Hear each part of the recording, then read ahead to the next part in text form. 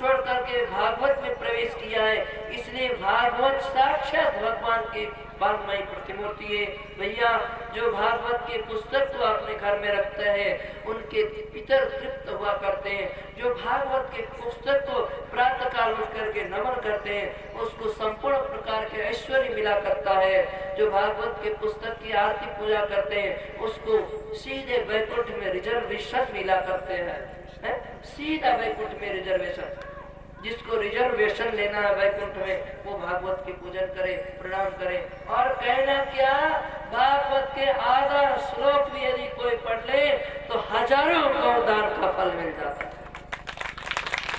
तो वैकुंठ आप चले जाएंगे। भागवत की बड़ी महिमा। इसके बाद द्वादश स्कंध में अनेक प्रकार के कली धर्मों के विषय में बताया गया। आप कृपया थोड़ी देर बैठेंगे।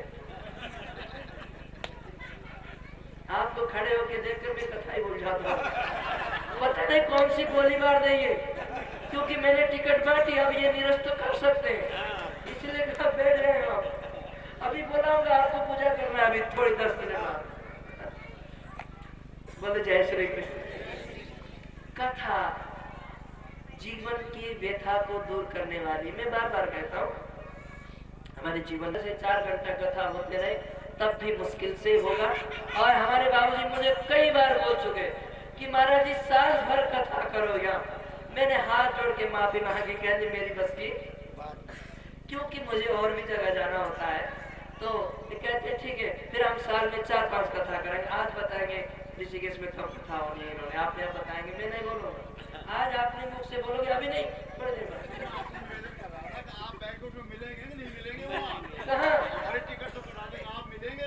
अरे मैं मिलूं या ना मिलूं, भगवान तो मिल ही जाएंगे।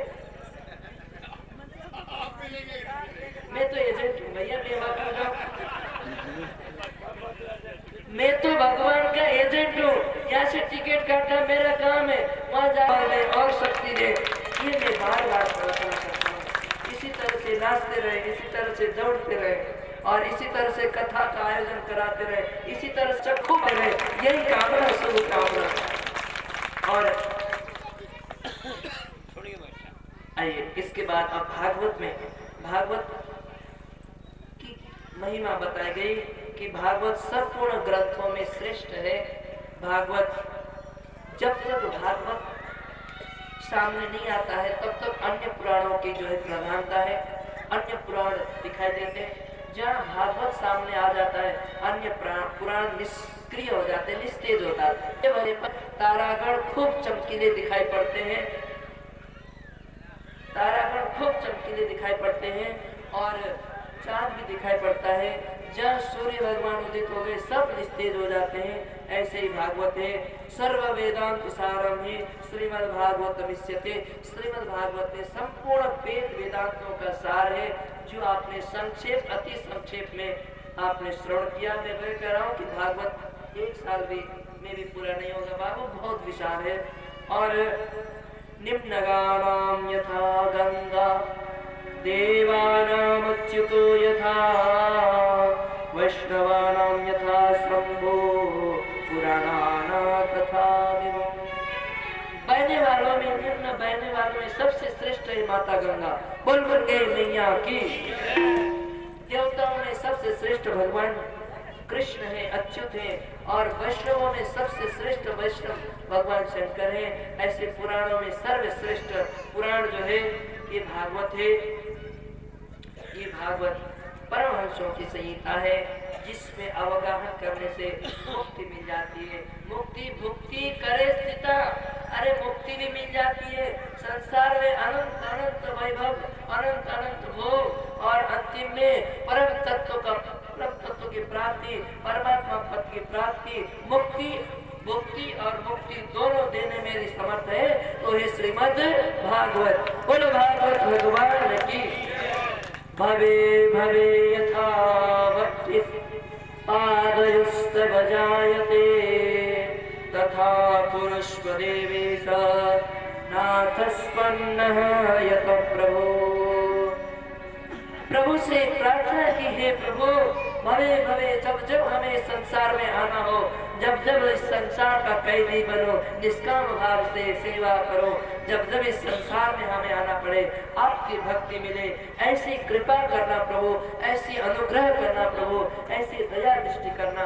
बार बार मैं संसार में आऊं किंतु बार बार आपके पाद पद्मों की भक्ति मिले, आपकी भक्ति हमारे हृदय में हो, आपके संतों का दर्शन हमें हो, और एक कृपा करना। अब देखो मैं एक श्लोक बोलूंगा क्योंकि भागवत का अंतिम श्लोक है, आप सभी लोग दोहराएंगे और आप सब लोग दोहराएंगे तो 7 दिन भागवत का पूर्णतया फल मिलेगा। मैंने इसलिए कल भी कहा था कि जो भी छूट गए हो, कुछ भी हो, आज आने से फल मिलेगा। अब आइए, नाम संकीर्तनम यस्य, नाम संकीर्तनम यस्य। कठिनता लग रही है? यदि कठिनता लग रही है तो और शॉर्टकट करूंगा, छोटे छोटे। नाम संकीर्तनम यस्य सर्व पाप विनाशनम प्रणामो दुःख शमनः तं नमामि हरिं परं। नाम संकीर्तनं यस्य सर्व पाप प्रणाशनम् प्रणामो दुःख शमनः तं नमामि हरिं परं।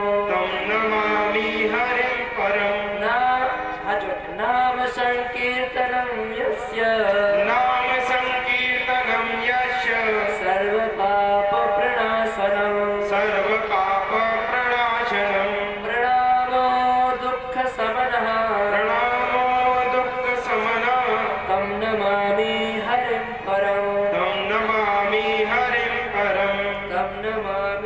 हरिं परं। तं नमामि हरिं परं। अब सभी लोग प्रेम से हाथ उठा के पूरी तरह से 4 बार बोलेंगे, पूरी तरह से हाथ उठाना, हाथ उठाने में कंजूसी मत करना क्योंकि कल से नहीं कहो। हाथ उठाइए, आकाश की ओर दृष्टि डाल के, हरे नमः हरे नमः हरे नमः हरे नमः। ओम त्वदीयमस्तु गोविंद तुभ्यमेव समर्पयेत्, तेन त्वदङ्घ्रिकमले रतिं मे यच्छ शाश्वतीम्। ओम श्री कृष्णार्पणमस्तु। 2 मिनट अभी बंद ही हो रहा हूँ, बिल्कुल चुप हो जाओ। तो आइए, इस तरह से भागवत की कथा हम आप सबने चिंतन किया, मनन किया, भगवान की विशेष अनुकंपा से ये सब संभव हुआ। बार बार आप सभी लोग, जो मुख्य यजमान, मुख्य आयोजक हमारे बाबूजी, सपरिवार योगेश जी और हमारे माता और सबको बहुत बहुत धन्यवाद, बहुत बहुत प्रभु से प्रार्थना कि इनको इसी तरह से यशस्वी बनाएं, इसी तरह से दीर्घायु सुस्वास्थ्य जीवन प्रदान करें, और अन्य सभी प्रत्येक दिन के यजमान सबको भी प्रभु शक्ति, भक्ति, ऐश्वर्य दे, सुख संपत्ति दे, दीर्घायु प्रदान करें और सुस्वास्थ्य जीवन दे। आई कथा को, क्योंकि हरि अनंत, हरि कथा अनंता, किस किस को मैं जो है धन्यवाद दूं। एक एक व्यक्ति, यहाँ छोटे से छोटे व्यक्ति बहुतों ने भाग भाग करके बहुत सेवा की है। बाबूजी के कर्मचारी लोग ऐसे जिनसे कि उन्होंने भी बहुत भाग भाग के सहयोग किया है। सबका नाम तो मैं नहीं जानता हूँ, किंतु जिस तरह से मूल में पानी डालने से, जल डालने से फूल, पत्ती, पत्ते, फल सब सींच जाते हैं, सब पहुँचता है, ऐसे ही सबके मूल भगवान के सब है। मैं उनका ही आभारी हूँ, उनको ही धन्यवाद दूंगा, उनको ही प्रणाम करूंगा कि प्रभु सबको सुमति प्रदान करना, सबको सुस्वास्थ्य प्रदान करना, सबको दीर्घायु प्रदान करना, सबको सुख और शांति प्रदान करना, ये प्रभु से प्रार्थना करूंगा। और दूसरी बात, 7 दिन में जो भी आपको अच्छी लगी वो गुरु प्रसाद समझ करके, क्यों देखो मैं बोलने वाला नहीं, मैं तो क्या जानता हूँ बोलने के लिए, मेरे अंदर कोई शक्ति नहीं, कोई इतनी विद्वता भी नहीं, इसलिए मेरे मुख से जो भी बोले कन्हैया, वो कन्हैया ने जो भी बोला वो आपका प्रसाद स्वरूप। तो उस बोले हुए वक्तव्य को जो आपको अच्छा लगे वो अपने जीवन में उतारिएगा। और कभी कभार अभ्यास करते से आपको कोई ऐसे कड़वे शब्द दे दिए हो जो आपको अच्छा न लगे तो कृपया हमें वापस करें।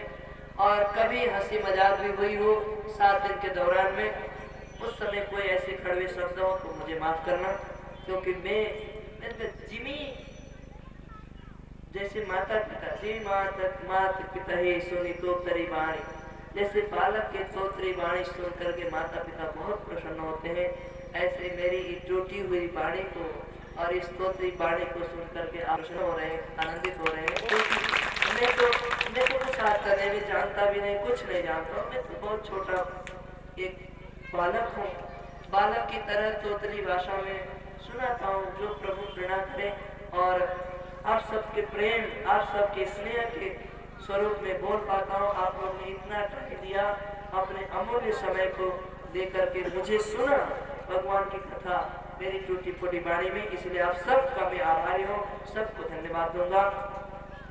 इसी तरह से हमारे बाबूजी, और थोड़ी सी प्रार्थना भी करूंगा कि इसी तरह से हमारे बाबूजी प्रत्येक वर्ष इस पांडाल में, इस पार्क में कथा होते रहे। और दूसरी बात, बाबूजी ने संकल्प किया कि ये राधा कृष्ण का मंदिर बनाऊंगा पार्क में और वही कथा चलता रहे। मैं प्रभु से प्रार्थना करूंगा कि ये भी संकल्प इनका पूरा हो जाए। एक बात और बता दूं, सीक्रेट बात है। बाबूजी बोले कि बहुत दूर हो गया महाराज जी, रोज लेने जाना आना आना, अब मैं थोड़ा वृद्ध हो गया हूँ।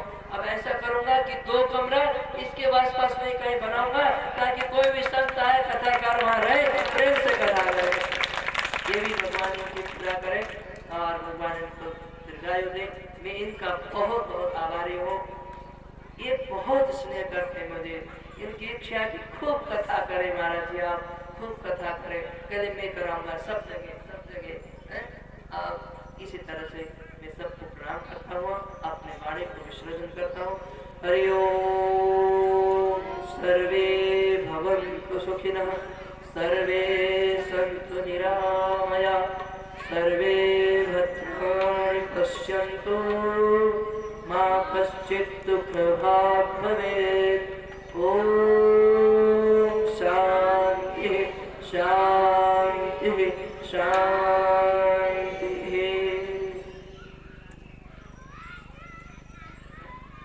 जय श्री कृष्ण। महाराज जी ये तो सारा हरियाणा में करे से उड़े उड़े को नहीं करते, हमारा काम में सारे को मान लो। हाँ महाराज जी, हमारा सबका मुख और वाणी शायद इस लायक नहीं है कि हम आपकी प्रशंसा में कुछ कह सकें। हम सब, मैं अपने पूरे डी ब्लॉक तथा सेक्टर 52 की ओर से आपको कोटि कोटि प्रणाम करता हूँ।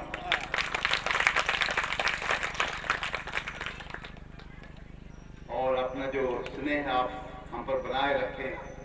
आप संत शिरोमणि हैं, आपके चरण यहाँ हमारे सेक्टर में नोएडा में पड़ गए, हम धन्य हो गए। और महाराज जी ने आदेश किया है और हमने स्वीकार भी किया है, जून में ऋषिकेश में भागवत कथा ये करने जा रहे हैं और काफी समय है, आप लोग विचार विमर्श कर ले, वहाँ सब सुविधा होगी।